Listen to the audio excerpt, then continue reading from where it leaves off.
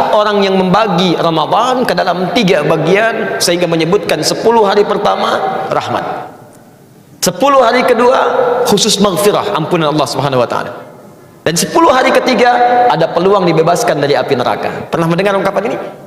Nah, hadis ini diteliti oleh para pakar hadis, ahli-ahli di bidang hadis, dan menyimpulkan bahwa hadis ini bermasalah. Bahkan derajatnya ada yang menemukan bahwa sampai ke derajat hadis palsu, hadis maudhu. Tingkat dhaifnya tinggi. Paling minimal kata para ulama statusnya semi palsu. Ya, semi palsu, hadis matruk. Jadi ada 3M bermasalah. Kalau ada satu di antara 3 ini, maka hadisnya cenderung ditolak oleh para ulama. M yang pertama disebut dengan mungkar. Hadis yang diriwayatkan oleh orang yang tertuduh seringkali berbuat maksiat. Dia meriwayatkan hadis tapi terlihat suka berbuat salah. Ada yang mabuk, ada yang berselisih, maka hadisnya diingkari oleh para ulama. Ada yang kedua disebut dengan matruk namanya. Matruk, bukan sekedar diingkari, ditinggalkan. Ditinggalkan.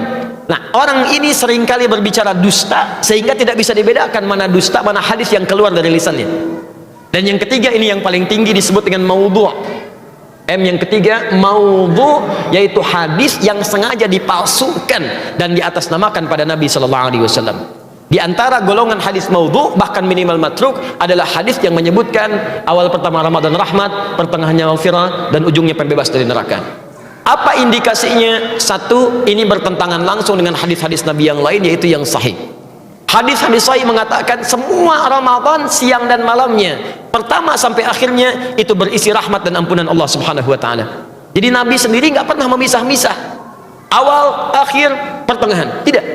Tapi kata beliau, Al-Bukhari nomor hadis 38, man shoma ramadhana imanan wa ihtisaban ghufira lahu ma taqaddama min dhanbi. Siapa yang puasa setiap hari Ramadan, setiap hari, awalnya, tengahnya, akhirnya, dilakukan karena Allah, ikhlas mengharap pahala, diampuni semua dosa-dosanya.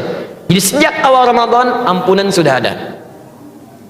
Nomor hadis 37 sebelumnya di Al-Bukhari, man qama ramadhana imanan wa ihtisaban ghufira lahu ma taqaddama min dhanbi. Bukan cuma siangnya, malamnya bermohon kepada Allah ampunan, salat dengan baik, minta ampunan, ikhlas dikerjakan, diampuni semua dosanya. Ini menandakan hadis yang dimaksudkan bertentangan dengan hadis-hadis Nabi sallallahu alaihi wasallam. Jelas di sini?